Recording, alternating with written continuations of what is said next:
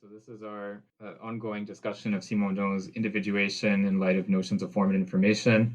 We're on the part on psychical individuation, which is part 3 in the French, but in the English it's different for some reason. But we're on chapter 1, section 4 on the trans-individual. Last week we saw Simondon's arguments in favor of what he calls this quantic or quantum character of consciousness, which doesn't mean anything having to do necessarily with quantum physics, but is a notion of consciousness having threshold effects. So there's something like an all or nothing character to certain phenomena related to consciousness.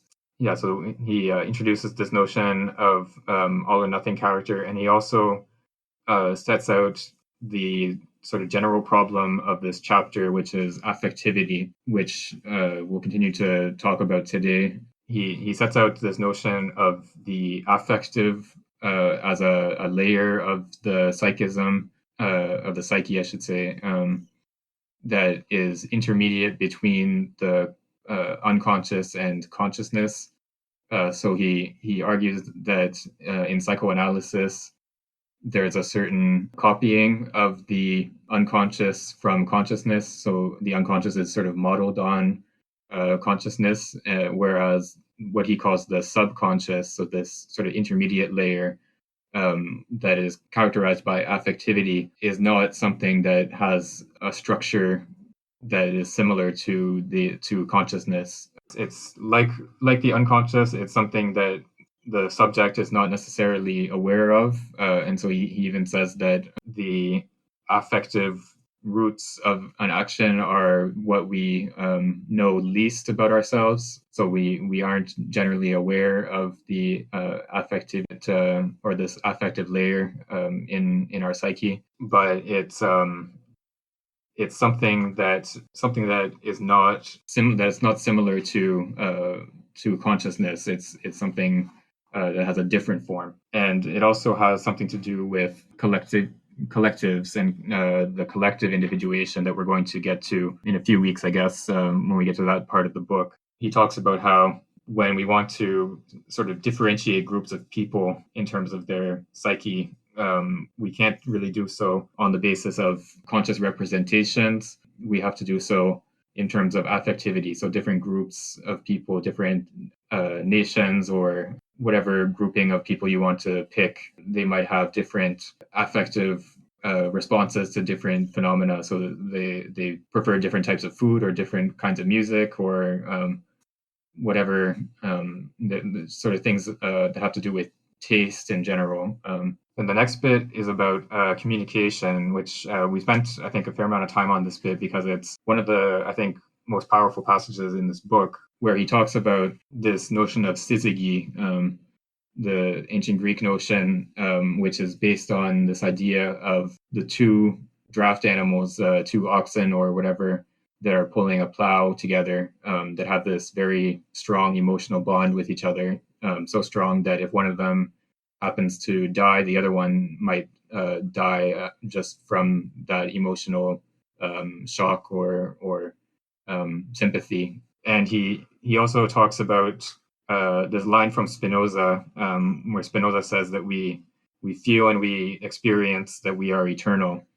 And Simondon argues that this feeling that Spinoza is referring to is a real one, that we do have this feeling, but what it represents or what it corresponds to is not something like a substantial existence of the soul after death or something like that, but it corresponds to the way that the dead individual lives on through other subjects, so that after our death we live on as a sort of absence in other people's lives. And it's only through that absence in another person's life that we have this continued existence after death. Right. And so Angus has put a question in the chat here about the shared response to affective phenomena that I mentioned earlier. So he's asking, is this like an autonomous zone of information in vital individuation? I hadn't thought of that exact comparison, but yeah, I think that makes sense. I'm not sure, but I think so. Yeah, yeah. So maybe we can get started on the reading for today. So I think Angus, you pointed this out last time. The whole section is one giant paragraph, so it's like a 5-page paragraph. So we'll just go through one page at a time and discuss each page as we go along. But I'll start. I'll read the first page or so, and then we'll stop and discuss. In subsection 4, the trans individual. One can wonder to what extent such a conception of individuation can account for knowledge, affectivity, and more generally spiritual life. Spiritual life is spoken of in a sort of abstraction. Yet this adjective does have a meaning. It indicates a value and shows that a certain mode of existence is given priority over other modes. It perhaps should not be said that there is a biological or purely bodily life and then another life, which would be spiritual life, in opposition to the first. Substantialistic dualism must be kept outside of a theory of individuation. But it is nevertheless true that spirituality exists and that it is independent of metaphysical and theological structures. When Thucydides speaks of a work of the mind, esprit, saying thema es ae, a possession for all time, and when Horace says exigi monumentum aere perennius, I have raised a monument more permanent than bronze, these men are experiencing as authors an impression of eternity. The idea of the work's immortality is merely the sensible symbol of this internal conviction, of this faith that traverses the individual being and through which the individual feels that it surpasses its own limits. When Spinoza writes Sentimus experimurque nos aeternos esse, he reveals a very profound impression that the individual being experiences. And yet we also feel that we are not eternal, that we are fragile and transitory, that we will no longer exist when the sun will still be shining on the rocks next spring. Facing natural life, we feel that we are as perishable as the leaves of a tree. Within us, the aging of the being that passes makes tangible the precariousness that responds to this upsurge, this emergence of life radiating in other beings. The ways are diverse in the paths of life, and we intersect with other beings of all ages that are themselves in all periods of life. And even the works of the mind, esprit, age. The thema SIA crumbles like the walls of dead cities.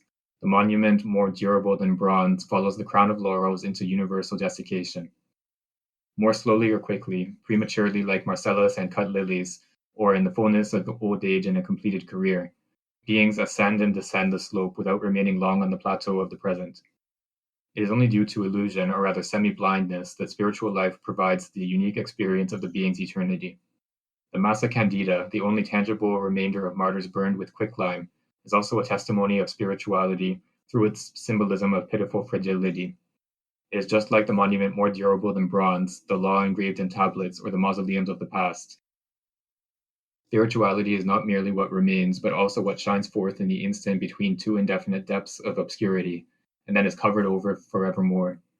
The desperate, unknown gesture of the slave in revolt is just as much spirituality as Horace's writing. Culture gives too much weight to written, spoken, expressed, or recorded spirituality. This spirituality, which tends toward eternity through its own objective forces, is nevertheless not the only one. It is only one of the two dimensions of lived spirituality.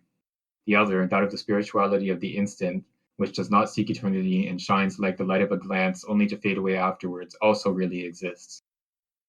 Spirituality would have no signification if there were not this luminous adherence to the present, this manifestation that gives an absolute value to the instant and consummates within itself sensation, perception, and action.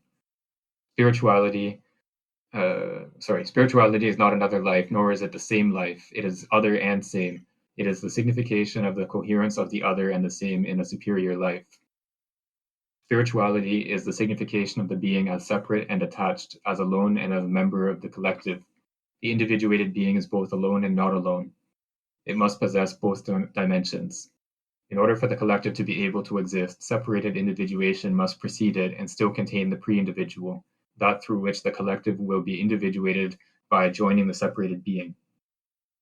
Spirituality is the signification of the relation of the individuated being to the collective, therefore also the signification of the foundation of this relation, i.e., the fact that the individuated being is not entirely individuated but still contains a certain charge of non-individuated pre-individual reality that it preserves and respects, living with the awareness of its existence instead of retreating into a substantial individuality, a false aseity.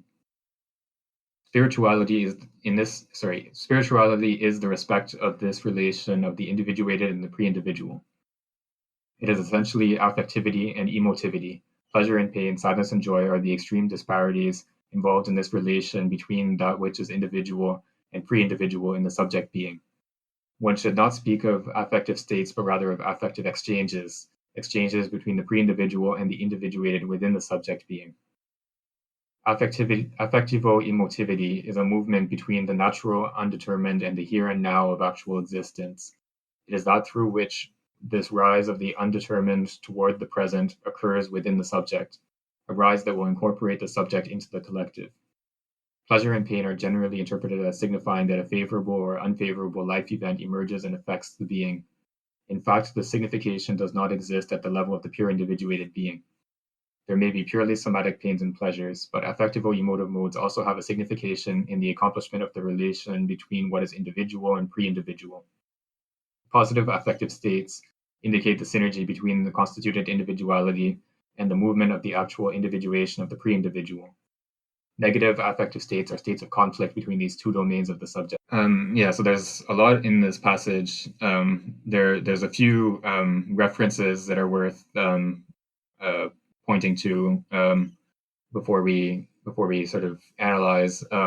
So there's this line from Thucydides where he says that his work, his history is a possession for all time, and this line from Horace where he says that he's raised a monument more permanent than bronze. So these are both classical authors who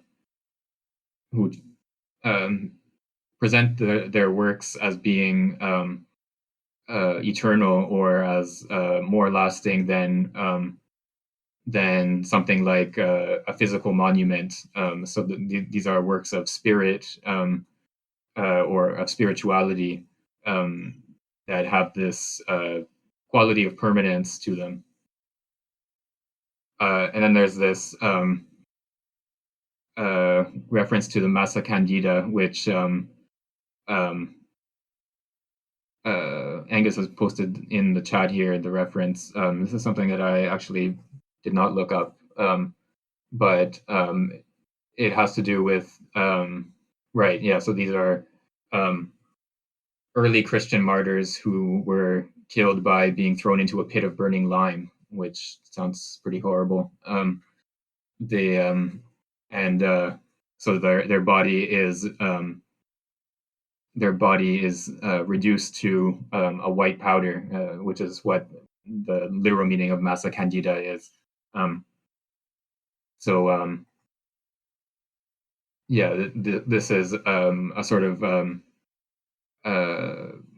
relic of these early martyrs that is a testimony to spirituality in the sense not of necessarily of religion, but as something that is higher than everyday life or has a superior nature to everyday life. So these were people who sacrificed their lives to in service of something that is superior to everyday life. Right. So then, so we have this this opposition between the eternal aspect of spirituality. So we have this this aspect where spirituality is produces something that has this value of immortality or of permanence, in the way that Horace and Thucydides depict it. But there's this other side, this other feeling as well. So we don't only feel that we are eternal, we also feel that we are transitory. So anyone who is past their 20s or so probably recognizes, feelings of starting to get old. Things that you used to be able to do, you can't do anymore, or you wake up with like aches in your joints or whatever, and you just have this feeling of feeling that you're sort of beyond your physical prime, yeah, lingering back pain, exactly. So something like that, uh, is a sort of sign of uh, approaching mortality, even if it might be a long way away. Um, you still have this feeling of transitoriness of how the world is going to continue after you are gone in the same way as it does when other people die. Um, so we have this feeling of transitoriness as well, and there's another aspect of spirituality which uh, corresponds to this transitory aspect. So the um, the action of the slave trying to escape, um, that might never be recorded in history. That might never be something that lasts that longer than bronze or than a some sort of monument or something like that. But there's a certain spirituality to that gesture in the sense that the slave is willing to sacrifice their life for the sake of freedom. Rather than just obeying and staying safe for a while, they're willing to try to escape or to fight back against the master or whatever the specific circumstances are. So uh, we have these two sides of spirituality, which um, they're not. There's no sort of hierarchy between them. There's not. It's not that the permanent is somehow superior to the transitory. Each dimension of spirituality has its own value or its own consistency. It's not really dependent on the other. And then spirituality also has to do with the collective. So there's spirituality is not something that can be accomplished or brought about by an individual, properly speaking. In order for something like a work of art or uh, some action to be permanent and last longer than bronze, it has to be preserved in history. It has to be passed down to succeeding generations and so on. It's only through the collective that an action or a work of art or whatever it is takes on this character of permanence. In the same way that individual human beings, we live on only through other people's work of remembering us. And then, yeah, so spirituality in general has to do with the relation of the individual to the collective. Um, and it's only because the individual is not sort of a self-contained substance that this relation to the collective is possible. So the individual is not fully individuated. There's always some remnant of the pre-individual within the individual, and it's through that pre-individuality that the individual is able to undergo a new process of individuation in the collective. And then we have this.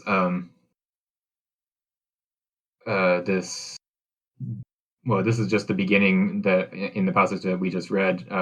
There's more as we go along, but there's this depiction of affectivity and emotivity as having to do with this polarization of the subject, and we've seen similar types of arguments about polarization in previous passages.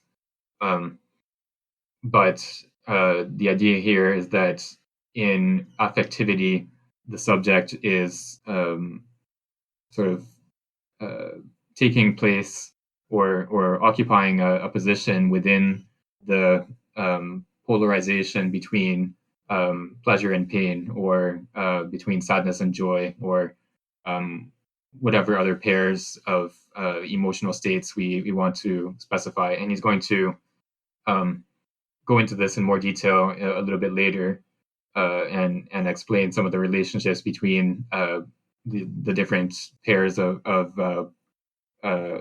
states, like pleasure and pain versus sadness and joy. To what extent these are interchangeable, or what relation they have with each other.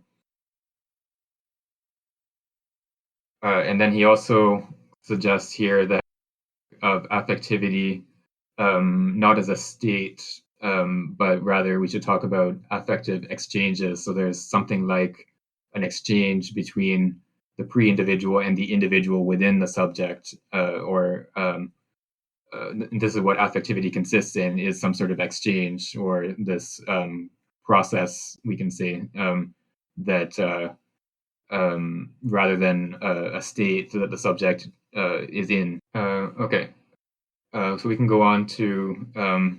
Oh, sorry. Actually, there's I missed the comment here from Angus, which has to do with these two dimensions of spirituality. So we have this active/eternal aspect, which corresponds to science, and then the emotive/momentary, which corresponds to faith. Yeah, so that's something that comes up a little bit later. The relationship between spirituality and then science and faith. So we'll get to that in a little bit, and we can discuss that then. But there's always both. Yes, that's correct. So it's only because there's spirituality in the proper sense that something like science and faith is possible. So science and faith are derived from spirituality, rather than the other way around. Okay, so let's go on to the next bit from the top of 279. Affective emotivity is not merely. If someone else would like to read. I can read this a page or so. Affectivo emotivity is not merely the reverberation of the results of action within the individual being. It is a transformation. It plays an active role. Affectivo emotivity expresses the rapport between the two domains of the subject being and modifies action in accordance with this rapport, harmonizing it with this rapport and attempting to harmonize the collective. The expression of affectivity in the collective has a regulative value. Pure action would not be able to regulate the manner in which the pre-individual is individuated in different subjects in order to found the collective. Emotion is this individuation on the way to being effectuated in trans-individual presence, but affectivity itself precedes and follows emotion within the subject being. Within the subject being, it is what translates and perpetuates the possibility of individuation in the collective. Affectivity is what leads the charge of pre-individual nature to become the support of collective individuation. It is mediation between that which is pre-individual and that which is individual. It is the manifestation and reverberation in the subject of the encounter and emotion of presence, of action. Without presence and action, affectivo emotivity cannot be expressed and accomplished. Action doesn't just resolve the perceptive problem through the encounter of perceptive worlds. Action qua emotion resolves the affective problem, which is that of the incompatible bidimensionality of pleasure and joy. Emotion, the individualized side of action, resolves the affective problem that parallels the perceptive problem action resolves. Action is for perception what emotion is for affectivity. The discovery of a superior order of compatibility, of a synergy, of a resolution through the passage to a higher level of metastable equilibrium. Emotion implies the presence of the subject to other subjects or to a world that calls the subject into question as a subject. It is thus parallel to action, linked to action, but it assumes affectivity. It is the point where affective plurality is inserted into a unity of signification. Emotion is the signification of affectivity in the same way that action is the signification of perception. Affectivity can therefore be considered as the foundation of emotivity, just as perception can be considered as the foundation of action.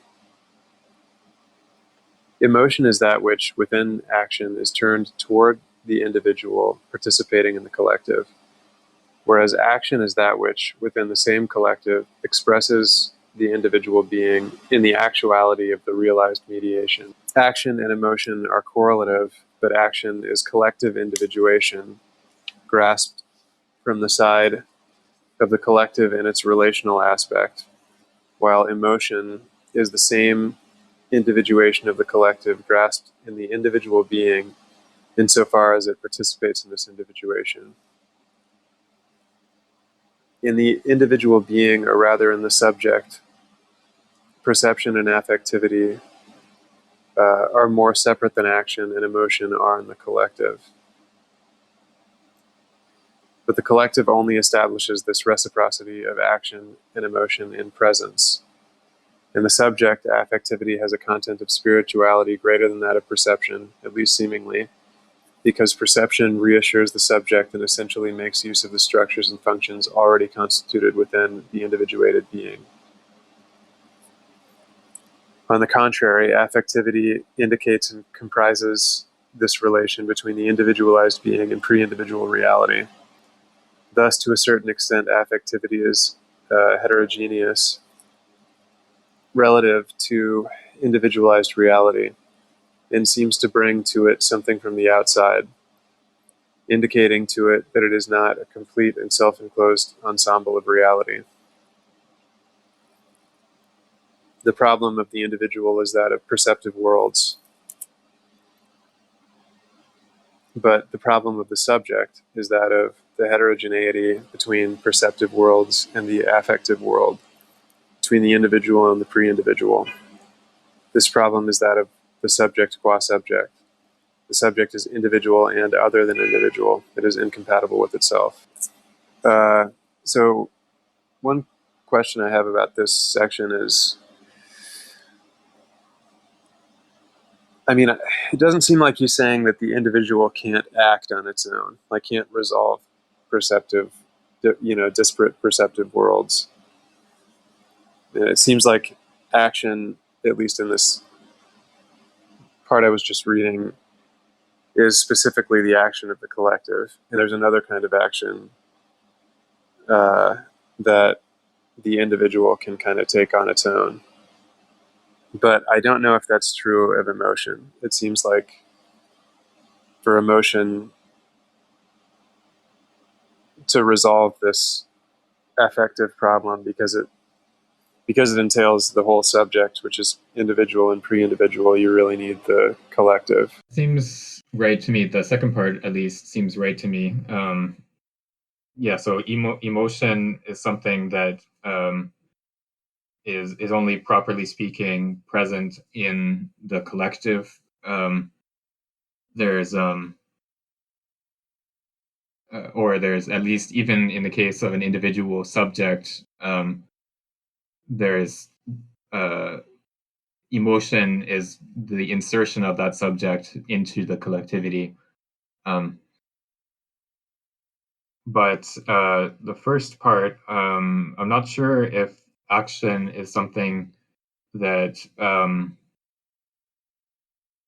I think action is something that he would also want to see as having to do with the collective. I'm not sure if he would want to make a distinction between two different kinds of action, and then say that like there's a collective action and an individual action. I think he would want us to stay at the level of the collective in action. So even when it's an individual, um, even when it's an individual there that is performing some action, they do so insofar as they're part of a collective. So the question here is, as Angus has put it in the chat, is so if there is no individual action, if action is always at the level of the collective, then wouldn't individuals live in a confusion of unresolved perceptive worlds? Um, I'm not sure if confusion is the right word, but I think for Simondon, it's only at the level of the collective that we can actually resolve um, these problems that appear at a level of the individual subject. So that within the subject, there's no resolution to the problem of the different perceptive worlds, or something like disparation between different worlds. It's only at the level of the collective that you're capable of resolving this problem, and that doesn't necessarily mean that you have to sort of get together in a group with your friends to be able to see anything or something like that. But it means that the that perception is sort of inherently incomplete, and it's only um, insofar as you're inserted um, into a collective and undergo collective individuation. It's only to that extent that you're capable of resolving the problems of perception. Yeah, so the individual can perceive but not act, in this specific sense of the word action. Yeah, yeah. I think maybe I would put it in a different way. I would say that insofar as the individual acts, they're part of a collective, or they're undergoing something like a collective individuation. And I think we can maybe tie this back into the way that affectivity, um, the way that affectivity has to do, or the way that Simondon related affectivity to group differentiation. So if we act, we're acting in accordance with some set of values, or just in virtue of acting, we're um, implicitly setting out one course of action as better than another. And so there's something like a hierarchy of valuation that is already built into action, and so I think to that extent we're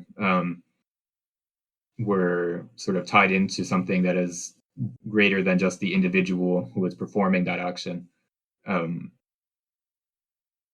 yeah, I think, yeah, I don't know. This passage here is one of the more difficult ones in the book, even compared to the quantum physics stuff that we saw a couple months ago.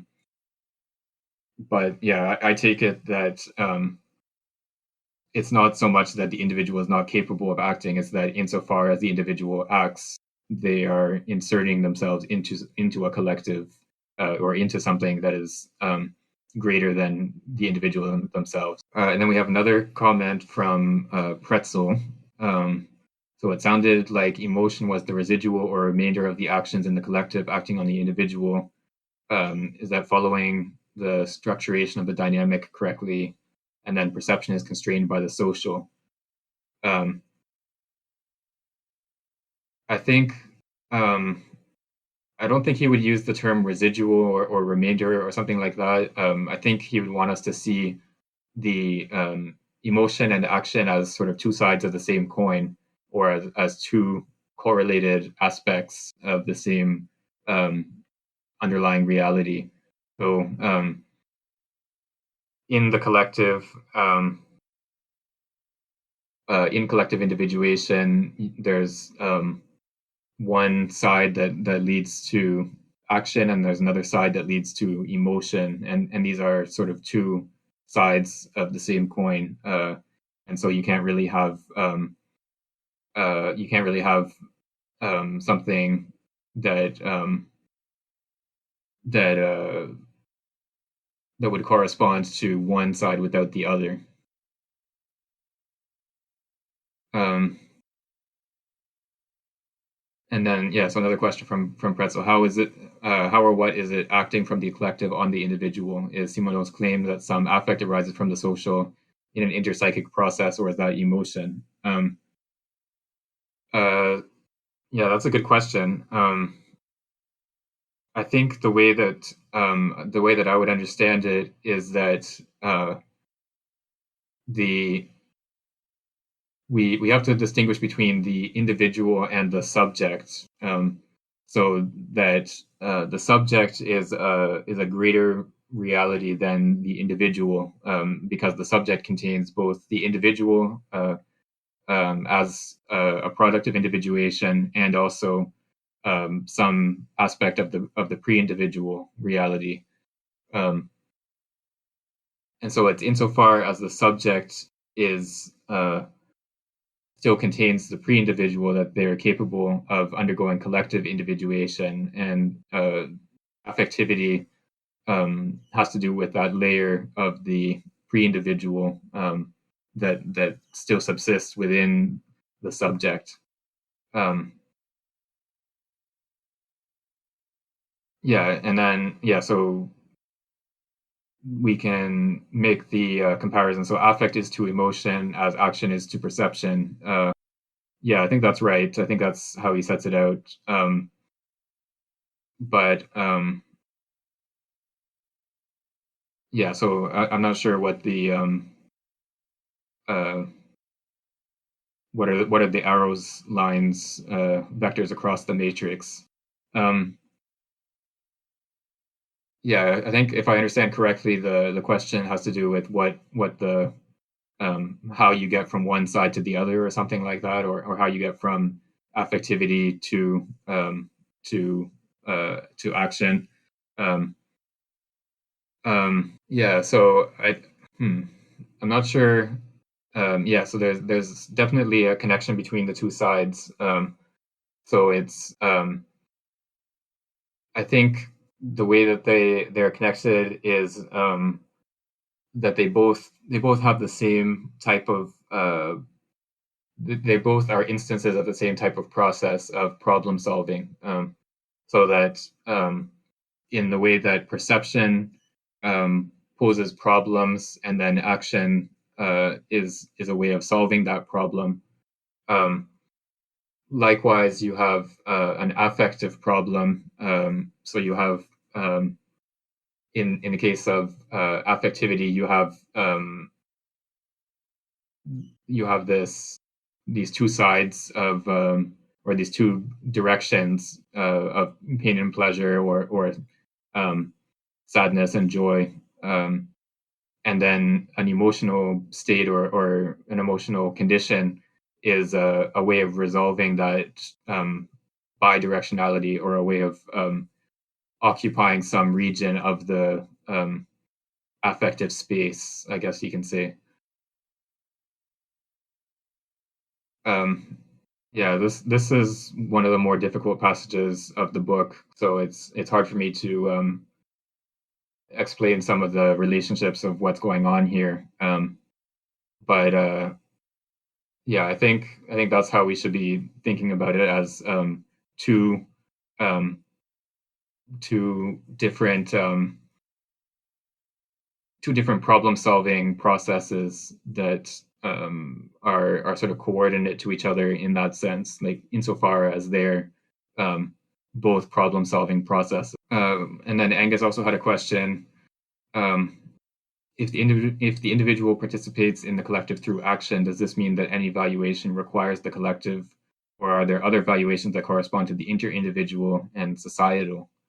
Yeah, that's a good question too. I'm not sure if um, I'm not sure if he really talks about the other two um, sort of forms of groups that he brought up a while ago now, that we saw maybe a month ago or so. He tends to focus on the collective, the collective in the proper sense. I think because this is what's new, or particular to his account, and so he focuses on that. But I would think that he would want to say that that there would be something like a valuation in the social, in the societal, and the interindividual, but that not everything that the subject does constitutes action in the proper sense of the term. So action, so action is a specific term. So not every, like, I don't know, brushing your teeth in the morning or whatever is not an action in the specific sense that Simondon is using the term here, because action has to do with resolving a problem of some kind, and so other other types of, maybe we can use the term behavior of human beings would fit into the interindividual or the societal, and so they wouldn't necessarily they wouldn't constitute actions, but we could still derive something like a valuation from that behavior. Okay, let's go on to the next bit. I forget exactly where we stopped. Angus, do you remember where you stopped at the last reading? Yeah. Or Elle, do you remember where we stopped exactly? Yeah, it is incompatible with itself. Hi. It is incompatible with itself. That sounds right. Okay. Do you want to read the next page or so then, Elle? Yeah, sure, I can read a little. Action cannot resolve the problems of perception, nor can emotion solve the problems of affectivity, unless action and emotion are complementary, symbolic with respect to one another. Within the unity of the collect, for there to be a resonance of action and emotion, there must be a superior individuation that envelops them. This individuation is that of the collective. The subject can only coincide with itself in the individual, because the individuated being and the pre-individual being within it cannot coincide directly. There is disparation between perceptions and affectivity, even if perceptions could find their unity in an action that would systematize them. This systematization would remain foreign to affectivity and would not satisfy the search of spirituality. Spirituality is neither in pure affectivity nor in the pure resolution of perceptive problems. Even if emotion could resolve affective problems, even if action could resolve perceptive problems, there would still be an impossible gap for the being affectivity and perception, which would have become a unity of emotion and a unity of action. But these synthesis is problematic in their respective isolation. These synthesis would be much more so common perceptions and affective results, common feelings, rather than veritable actions or veritable emotions with their own internal unity. What creates the condition of the unity of veritable action and veritable emotion is the reciprocity between perceptions and affections within the nation. Collective action arise when the collective individuates. For the subject, the collective is the reciprocity of affectivity and perception. A reciprocity that unifies these two domains, each in itself, by giving them an additional dimension.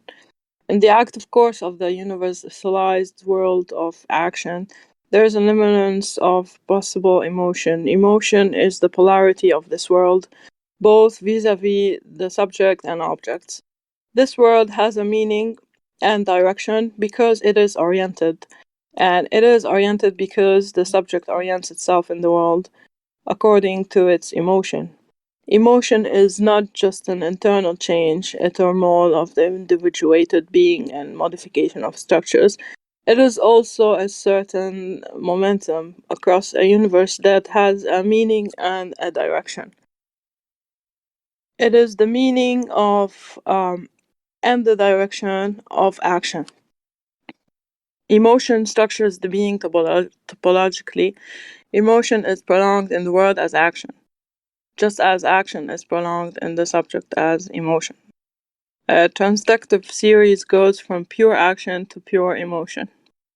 This has nothing to do with physical types, isolated operations, or isolated states. This is the very reality that we grasp abstractly in its two extreme terms, by believing that they suffice unto themselves and can be studied. In fact, it would be necessary to be able to grasp action emotion at its center, at the limit between the subject and the world, at the limit between the individual being and the collective. One would then understand that's the union of these two opposite sides of action and emotion, ascending toward the same summit. The side of action expresses spirituality, emerges from the subject, and is established in objective eternity, in a monument more durable than bronze, through language, an institution, art, or a nerve. The side of emotion expresses spirituality insofar as it penetrates the subject, flowing back into it and filling the subject in the instant, rendering it symbolic relative to itself, reciprocal relative to itself, comprehended relative to what engulfs it. To oppose the humanism of constructive action with the interiority of withdrawal into emotion is to divide the subject, to fail to grasp the conditional reality of the collective within this reciprocity of emotion and action exists. After this division, all that remains is the impoverished image of action, its structure transformed into nothing, residual sediment of a monument of indifferent eternity, i.e., science facing science, internalized emotion separated from its support and its condition of appearing, which is the collective undergoing individuation, becomes faith, emotion deprived of action, something maintained by means of the voluntary renewal of the collective subjugated to this function of sustaining emotion via rituals or spiritual practice. This rupture between action and emotion creates science and faith, which are two separate existences, two irreconcilable existences, because no individuation can reunite them, and no transductive series can connect. External rapport can exist between these two ways of being that deny trans-individuality in its real form. Science and faith are the debris of a spirituality that has failed and that divides the subject and pits the subject against itself, instead of leading the subject to discover a signification relative to the collective. Spiritual unity resides in its transductive rapport between action and emotion. This rapport could be called wisdom, on condition of not thereby understanding it as humanist wisdom. Neither an appeal to immanence nor an appeal to transcendence, neither naturalism nor can account for this transduct. The being must be distinguished in its own milieu. The individual man does not produce his works starting from his human essence, from man as species according to a classification through common genius and specific differences, nor is spiritual unity a power that is fully external to man, and that would be expressed through man by depriving him of his consistency and interiority. This opposition is futile. It translates the problematic characteristic of the complete human being, but it does not. It substantializes in terms of interiority instead of seeing the meaning of this in the exact human. There are options for humanism or for a theory of transcendence, but both of these oppositions are halting points in the examination that provides these two-dimensional paths. One exploits man as the subject of science, exploits man as a theater of faith. Right. Thanks. Yeah, that's there's no good stopping point within that passage, even though there's a lot of different ideas. It all sort of flows from one idea to the next. Yeah, so maybe we can start with this idea of emotion and action as as part of as two extremes of a continuum, and then um, the problem that we have for us here is to sort of grasp the center of that continuum rather than just the two endpoints. And this is, I think I mentioned this last time or the time before. There's this sort of recurring move that Simondon does is when he takes these two opposed positions or two opposed entities or concepts or whatever, and then he says that we need to see them as extremes on a continuum, and we need to grasp the midpoint of that continuum rather than starting from the two extremes and then trying to find a way of reconciling the two or something like. Yeah, so we have emotion and action as two extremes on a continuum, and the way that as Angus mentioned earlier, we have this this way of sort of separating the two extremes that results in what we call science and faith. And so science is action corresponds to the side of action separated from emotion, whereas faith would be emotion separate from action. So it would be a sort of pure emotion. And so Simondon suggests here that trying to sort of reconcile science and faith, as you know, sometimes in like pop philosophy, you have like these arguments about why science and faith go together or whatever, or on the other hand, you might have arguments for why one is superior to the other. And all of these types of arguments for Simondon are sort of missing the point, which is that middle ground or that midpoint of the continuum from which action and emotion proceed. And so that's the point that we should be trying to grasp, rather than trying to start from this opposition between the two and then try to reconcile them or something like that. Instead, we start from the midpoint between the two, and then we see how each of them arises from that midpoint or is oriented around that midpoint. And then so he talks about humanism here, which is an interesting point. Because this was something that in a little bit later than when this was published, so in like the late 60s, there was a lot of sort of controversy or discussion around the concept of humanism within French philosophy. You have Sartre has his essay on existentialism is a humanism, and then you have Heidegger's letter on humanism as a response to that, and then sort of in parallel, you have Althusser, who is arguing against what he considers to be a humanist interpretation of Marxism, and then you have people like Foucault, who talks about the death of man, like the end of the sort of era of the human as a category of discourse. So all of these different ideas around humanism are sort of in the air.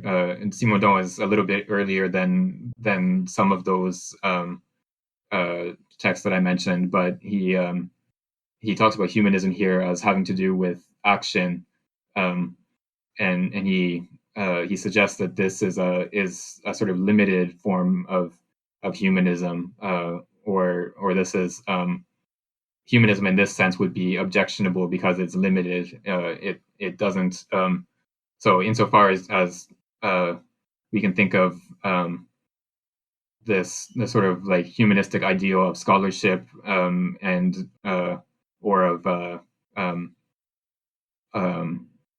not just of scholarship, but of producing something that is supposed to last beyond your lifetime, and a work of art or a work of science or something along those lines. And this sort of humanism um, is limited because it doesn't have it's not united with emotion, or it's not proceeding from that midpoint between action and emotion.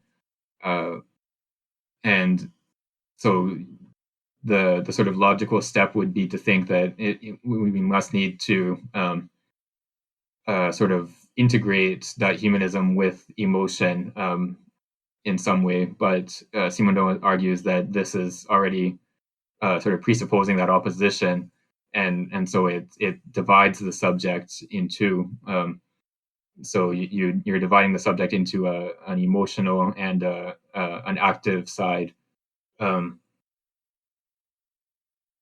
So he suggests the term that he suggests that we use instead is wisdom, and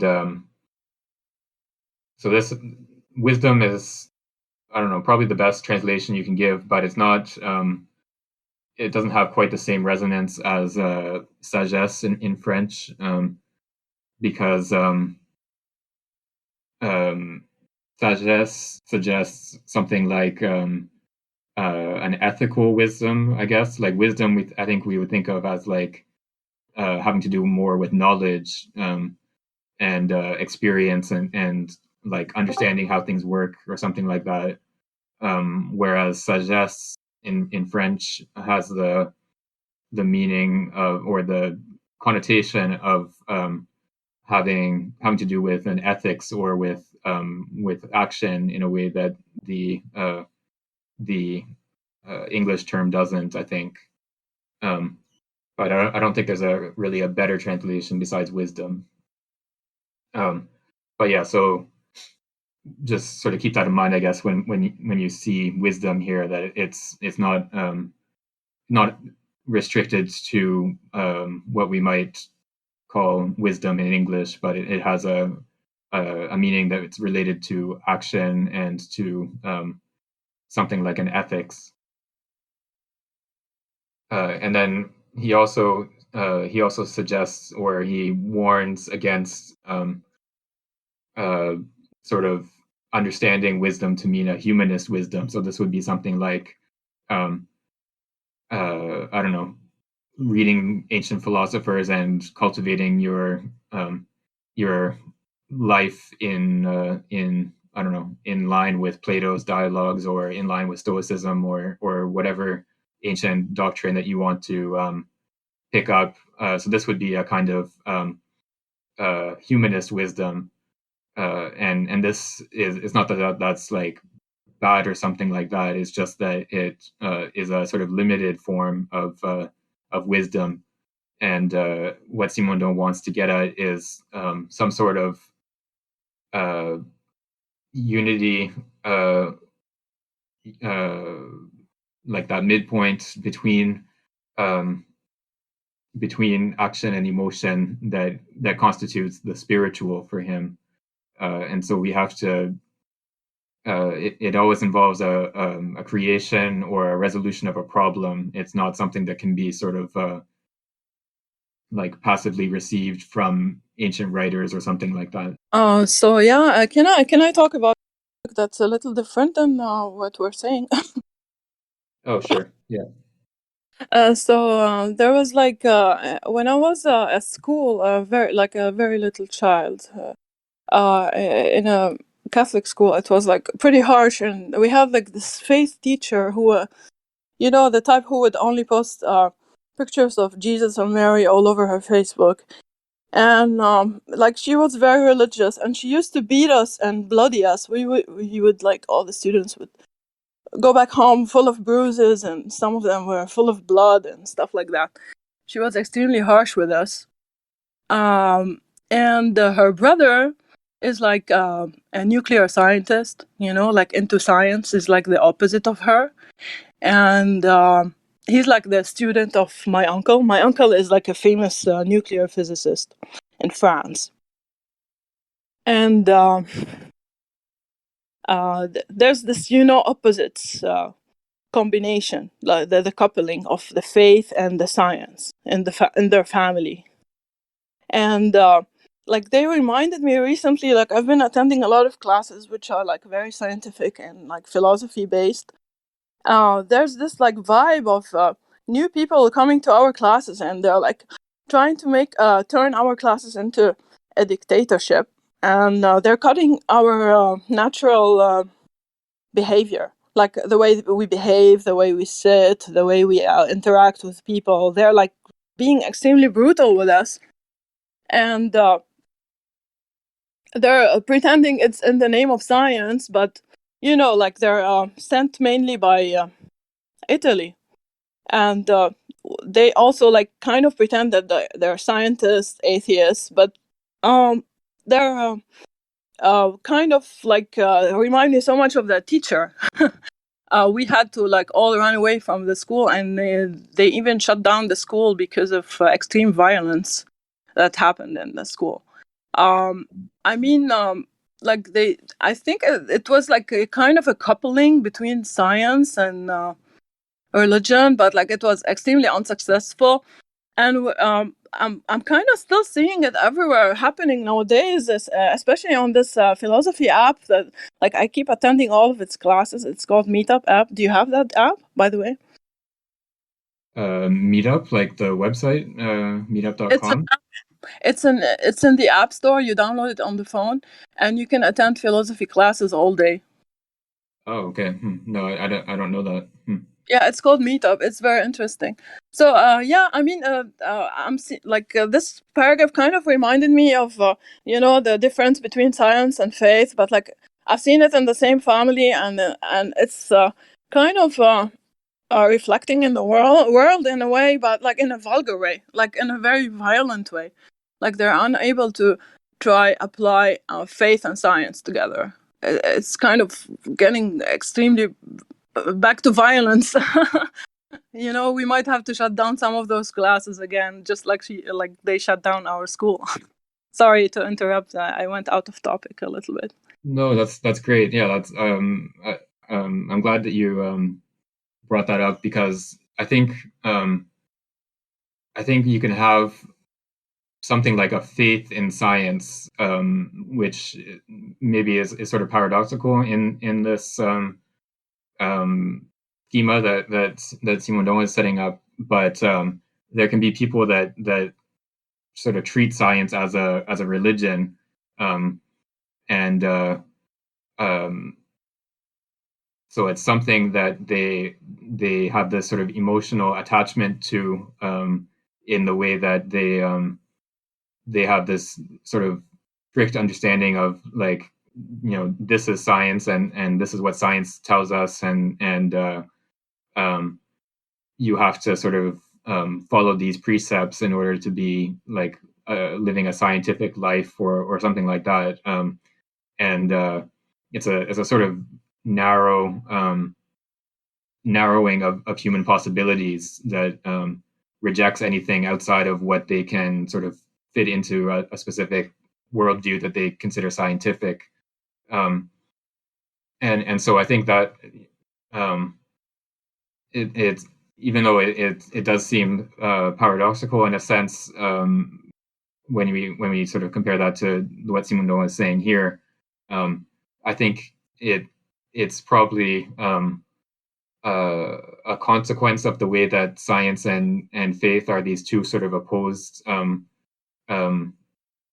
positions that are taken to be opposites of each other, and sort of self-subsisting and consistent wholes, rather than having some sort of understanding of the spiritual, that would be something that is prior to science and faith, in those restricted senses. But yeah, that sounds like a difficult situation. So I'm glad that we don't have that going on here.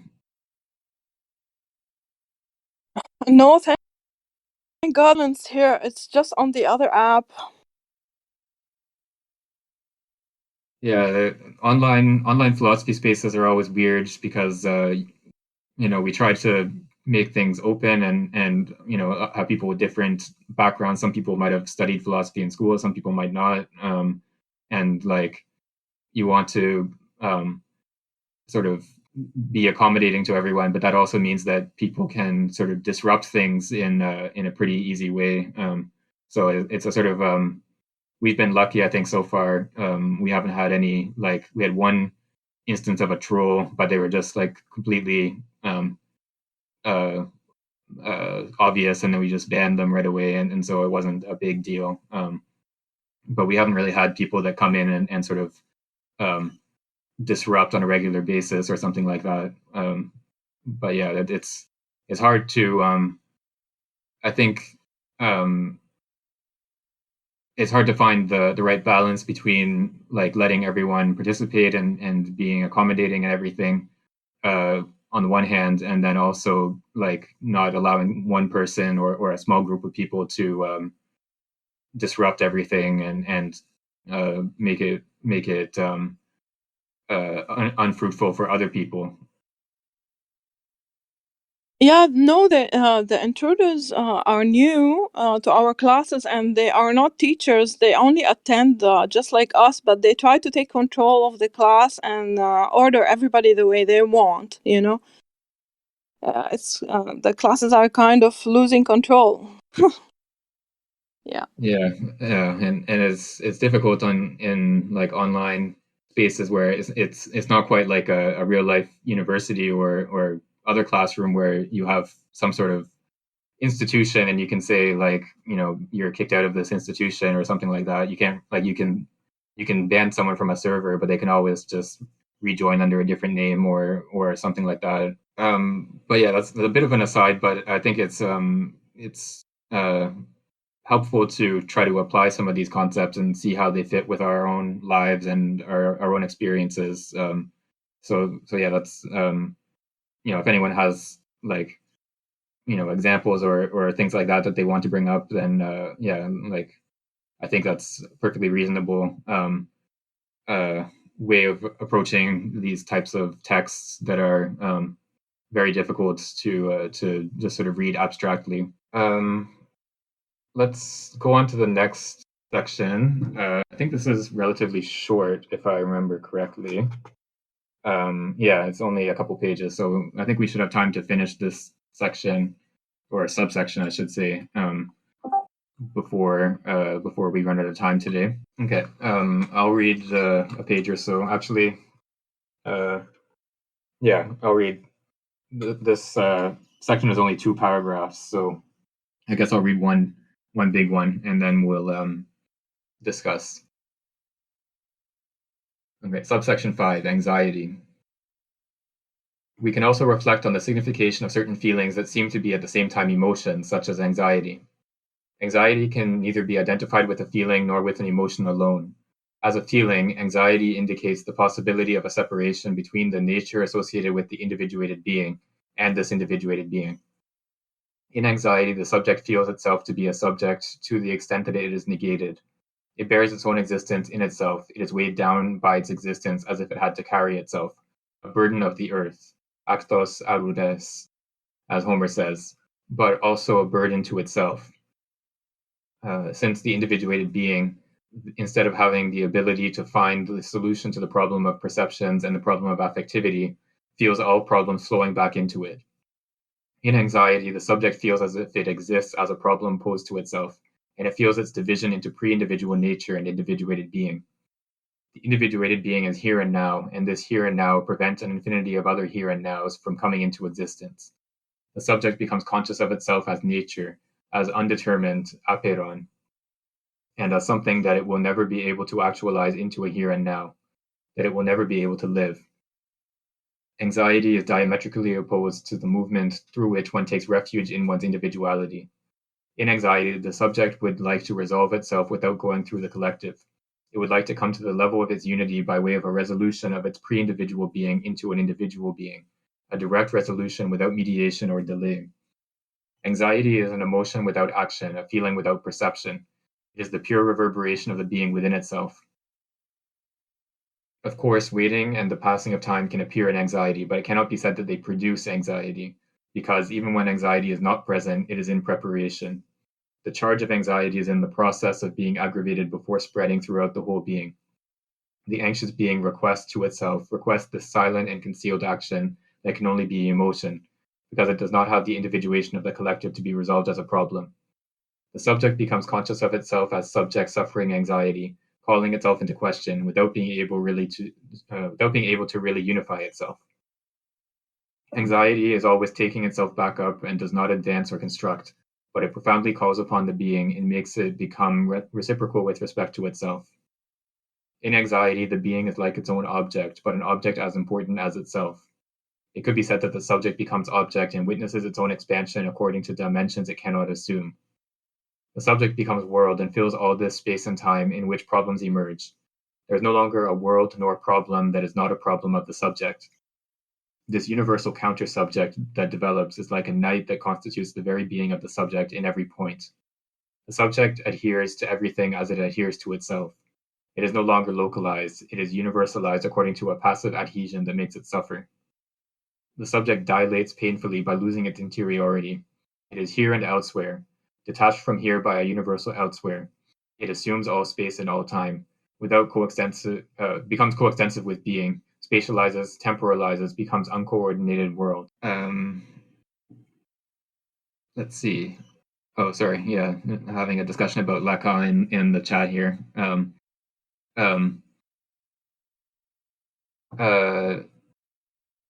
Yeah. So this again is a fairly dense passage.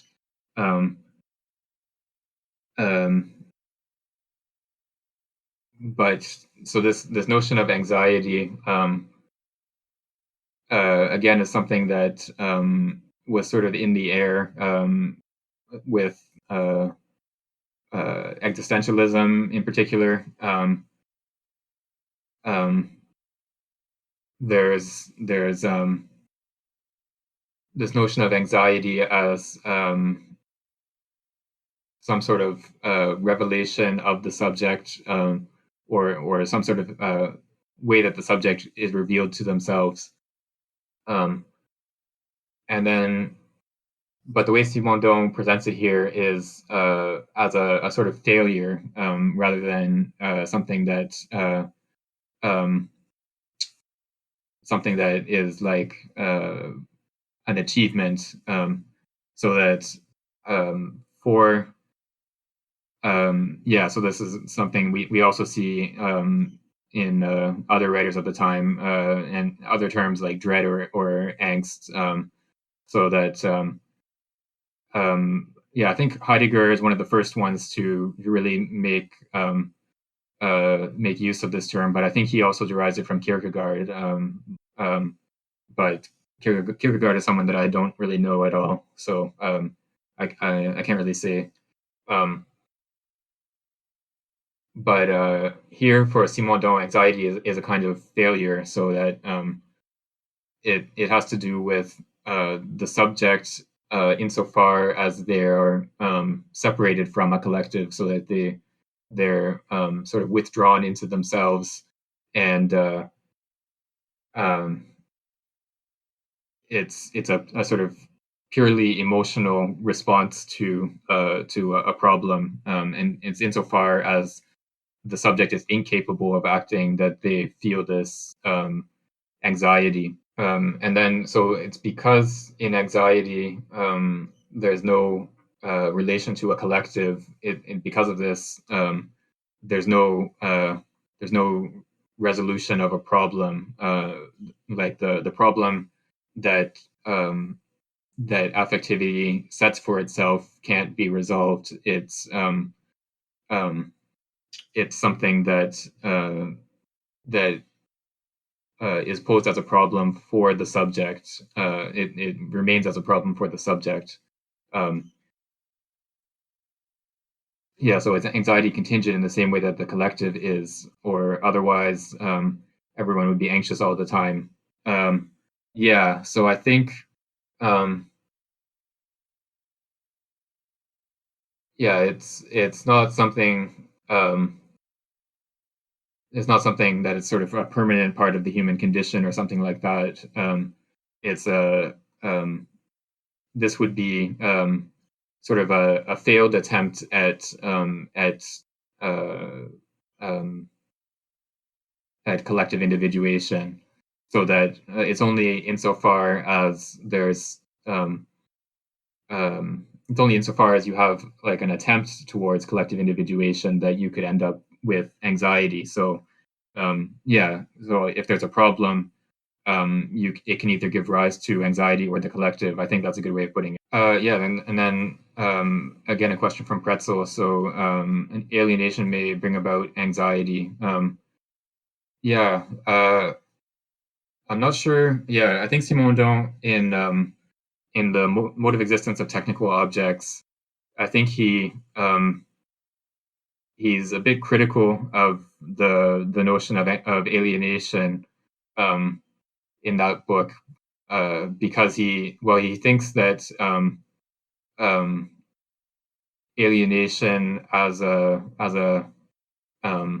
alienation from the um, means of production is a sort of secondary phenomenon for him, and what is more fundamental is alienation from the essence of technology, so that yeah, we have some very strange pictures in the chat here of praying mantises dressed up in human clothes, and I think they're supposed to uh, um, make us feel anxious. Um, Sorry, I'm just distracting a little bit. Yeah, so there's alienation is a concept that Simondon, I think, doesn't really want to take as fundamental. Um, and he wants to see alienation as deriving um, from something more fundamental, which would be this sort of ignorance about the essence of technology, of the genesis of technology, a genetic essence, I guess. Um, so that it's only insofar as we have this ignorance about technology that we have something like alienation uh, from technical reality. Um, so I think it's hard to sort of line up Simondon's conceptual schema with a Marxist concept of alienation. So yeah, I don't know if um, yeah, I don't think it would be possible to really say that anxiety arises as a result of alienation. Okay, so we can go on to the next paragraph, which will take us to the end of this subsection. If someone else would like to read. I can read again. We're at this immense expansion. Yeah, that's right. This immense expansion of the being, this limitless dilation that removes all refuge and all interiority, expresses the fusion within the being between the charge of nature associated with the individual being and its individuality. The structures and functions of the individuated being are mixed with one another and dilated because they receive from the charge of nature this power of being without limits. The individuated is suffused by the pre-individual.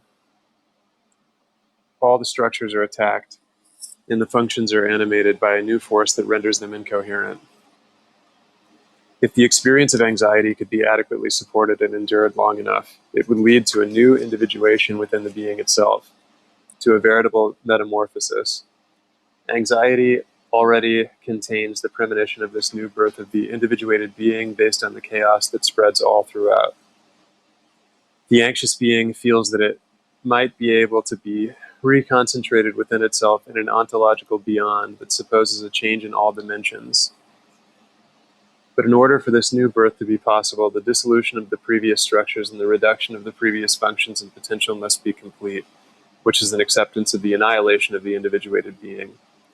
This annihilation, as an individuated being, implies a contradictory movement through the dimensions according to which the individuated being poses its perceptive and affective problems.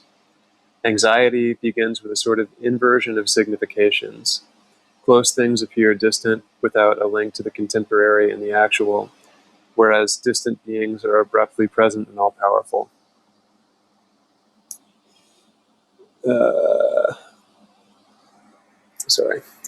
The present becomes hollowed out while losing its actuality. The plunge into the past and into the future dissipates the weft of the present and deprives it of its density as something lived. The individual being flees itself, deserts itself, and yet in this desertion there is a sort of underlying drive to go recompose oneself elsewhere and otherwise by reincorporating the world such that everything can be lived. The anxious being becomes universe to find another subjectivity. It exchanges itself with the universe, plunges into the dimensions of the universe. But this contact with the universe does not pass through the intermediary of action and the emotion correlative with action.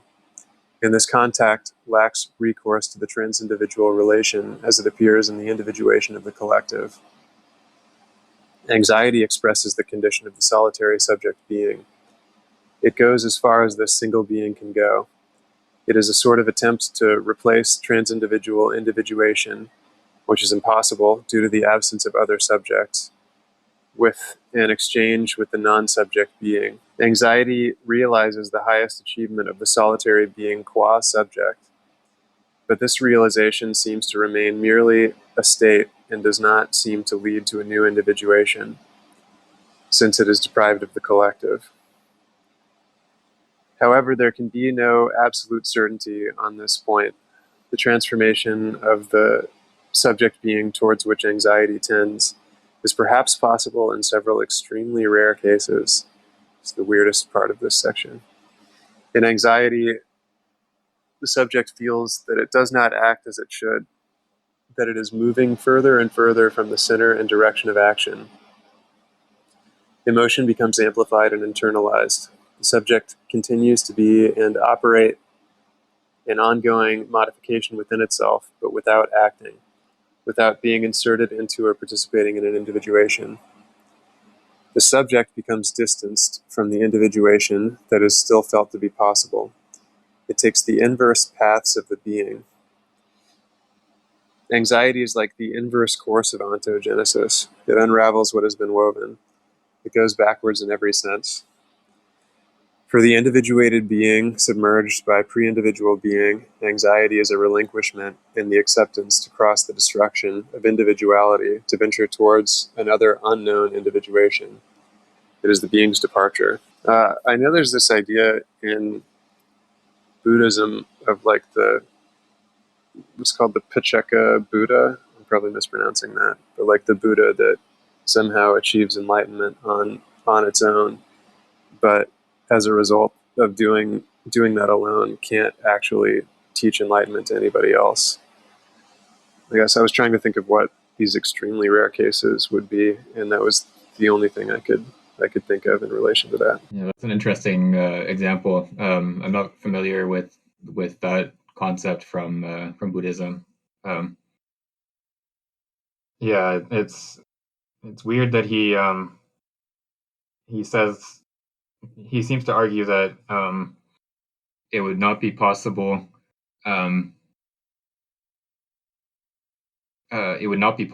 to sort of succeed in anxiety or to resolve a problem in anxiety. But then he goes on right after to say, well, actually, in a few rare cases, this can happen. So it's kind of weird. But yeah, that's just how he likes to make things interesting for us, I guess.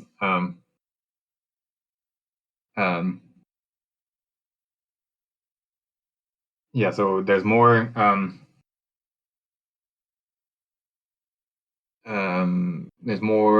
I guess, development of this idea of anxiety as a failure of the collective or a lack of the collective. So it's the way that the individual subject, isolated from the isolated from the collective, their sort of highest thing they can achieve, or the furthest they can go, is anxiety, and they aren't capable of really solving the problem that they have set for themselves. And then yeah, so he suggests that in anxiety, there's we have this sort of premonition of a transformation, but we don't have the actual transformation itself. So we have this feeling of possibly being able to transform ourselves and overcome ourselves, but that actual transformation is not actually there, except in these rare cases that he suggests also are possible. Yeah, what else is there? I mean, it's hard to sort of pick out one individual passage out of this, because it's so dense, and everything sort of is so tied together. It's hard to pick out one point and say this is like the key point or something like that. I thought that idea of the present becoming hollowed out was interesting in relation to that earlier section on the trans individual, where he says the present is only possible for, in signification in the collective. Yeah, that's a good point. I hadn't thought of that. Yeah, so we talked about that a few weeks ago, about how this function of the present is in some way connected to the collective, and the individual outside of the collective, or insofar as they're not part of a collective, is not really capable of having a grasp of the present as such. And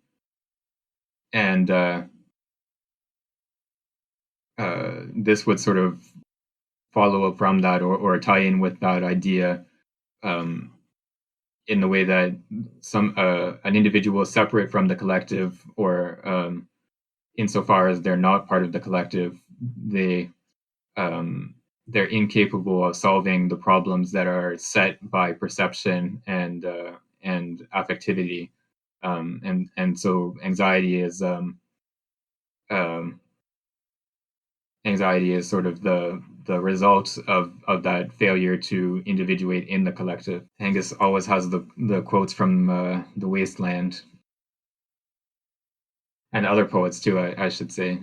Yeah, you've always got good poetry quotes for us.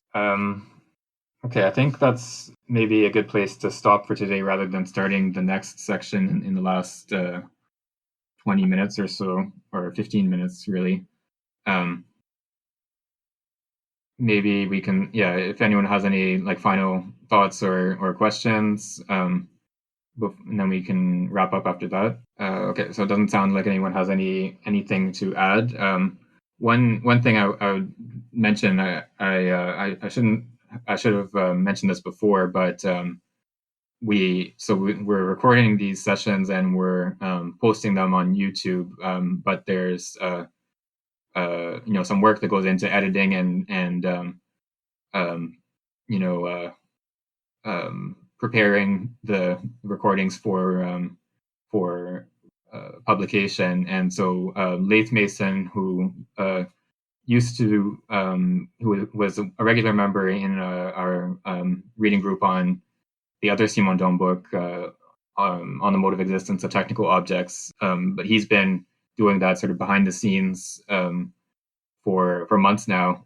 So I just wanted to thank him for that, and sort of recognize the work that he's been doing. Okay, so we can end here today, and Yeah, so thank you, everyone, and see you all next week.